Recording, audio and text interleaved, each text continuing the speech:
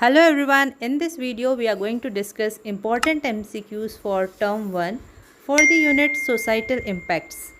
According to CBSE syllabus of IP, आपका जो term 1 exam होगा वो 35 मार्क्स का होगा एंड इस यूनिट से जो क्वेश्चंस आएंगे वो 10 मार्क्स के आएंगे।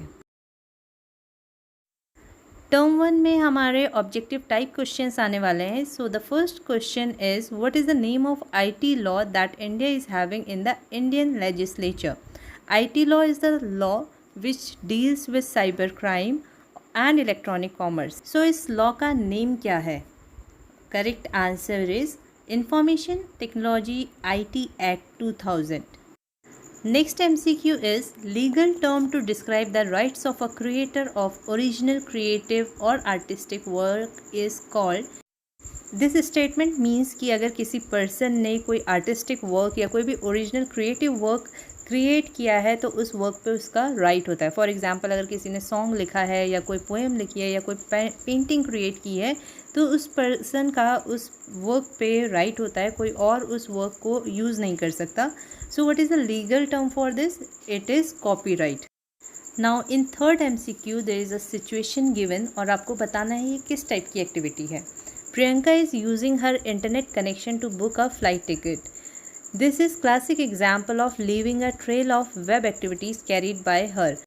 This statement means प्रियंका जो है वो ऑनलाइन टिकट बुक कर रही है तो वो अपनी कुछ डिटेल्स फिल कर रही होगी, नेम, क्रेडिट और डेबिट कार्ड डिटेल्स। तो जब हम कुछ भी ऑनलाइन एक्टिविटी करते हैं और उसमें अपनी डिटेल्स फिल करते हैं, इवन हम डिफरेंट वेबसाइट्स विज़िट कर रहे हैं तो इसका भी रिकॉर्ड बनता है। तो हम जितना डेटा फिल कर रहे हैं या वेबसाइट्स विज़िट कर रहे हैं, ये सारी चीज़ें वेब में रिकॉर्ड होती जाती हैं और इस एक्टिविटी को हम डिजिटल फुटप्रिंट्स बोलते हैं। So the answer is digital footprints.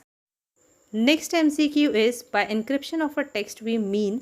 So what is encryption? Encryption means जब कोई सेंडर किसी मैसेज को रिसीवर को भेजना चाहता है तो कोई अनऑथराइज्ड पर्सन उस मैसेज को ना पढ़ ले, इसलिए सेंडर उसे एक ऐसे कोड में इनकोड कर देता है उस मैसेज को जो सिर्फ रिसीवर ही उसे डिकोड कर सकता है, सिर्फ रिसीवर ही उसे इंटरप्रेट करके समझ सकता है। So the correct answer is scrambling it to preserve its security. तो डेटा को सिक्योर बनाने के लिए इंक्रिप्शन किया जाता है। Next MCQ is which of the following is not an intellectual property. अब इंटेलेक्चुअल प्रॉपर्टी क्या होती है? ऐसी इनटेंजिबल एसेट जो हमारा माइंड के थ्रू हमने क्रिएट की हो, कोई ओरिजिनल थॉट हो। इनटेंजिबल मीन्स जो नॉन फिजिकल प्रॉपर्टी हो। फॉर एग्जाम्पल कोई इन्वेंशन, कोई आर्टिस्टिक वर्क या कोई literary work, these all are examples of intellectual property. तो हम यहाँ पे ऑप्शंस देख लेते हैं। Poem written by a poet, obviously ये उसके माइंड की क्रिएशन होगी, ओरिजिनल उसका थॉट होगा, so it is a intellectual property. Original painting made by a painter, this is also an intellectual property. Trademark of a company, ये भी हर company अपना ट्रेडमार्क बनाती है, so it is also an intellectual property. So remixed song, यानी कि पहले से सॉन्ग है उसे रिमिक्स किया गया है, it is not a original thought, so it is not an intellectual property and the correct answer is a remixed song. Now in the next MCQ there is a paragraph given जिसमें आपको situation दी है और इस पे based आपको 2-3 MCQs दिए हैं जो आपको सॉल्व करने हैं।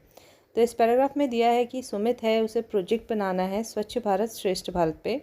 उसने डिसाइड किया कि वो इन्फॉर्मेशन इंटरनेट से ले लेगा अपने प्रोजेक्ट के लिए। उसने 3 वेब पेजेस डाउनलोड किए हैं जिसमें कि किसी भी एक टॉपिक से रिलेटेड, जिस पर भी उसे प्रोजेक्ट बनाना है उससे रिलेटेड सारी इन्फॉर्मेशन है।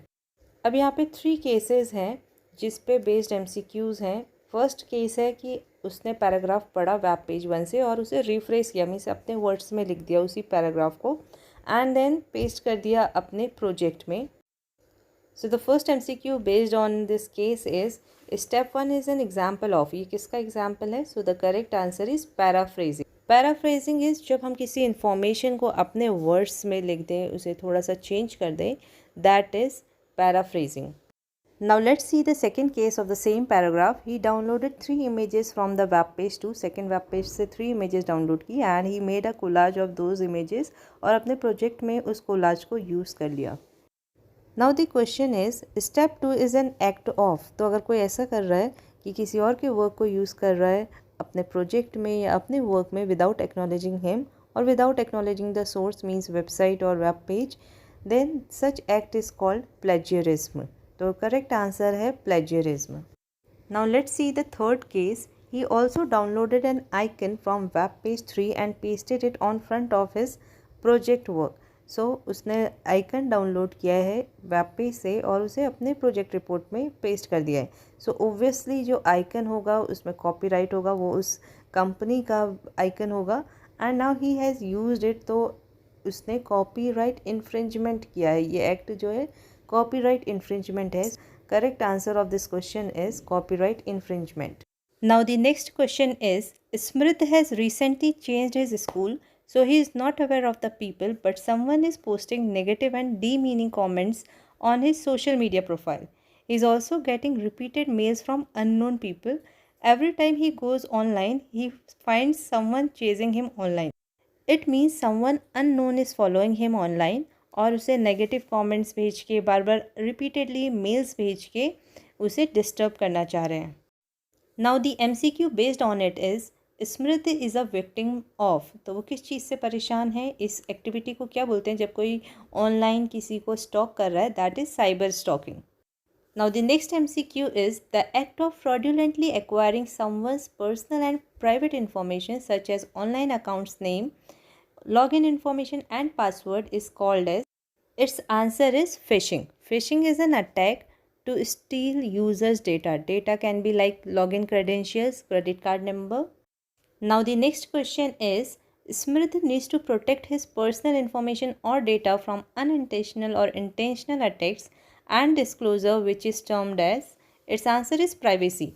So if you want to hide some data from public या फिर किसी particular users से, तो हम privacy settings use करते हैं. Now the last MCQ is, dash is a set of moral principles that governs the behavior of a group or individual and regulates the use of computers. So what those principles are called? Those are called computer ethics. So this much for this video. In next video we are going to discuss more MCQs for term 1 examination of IP. So stay tuned. और अगर आपको ये video पसंद आई हो then please like the video. Thank you for watching this video.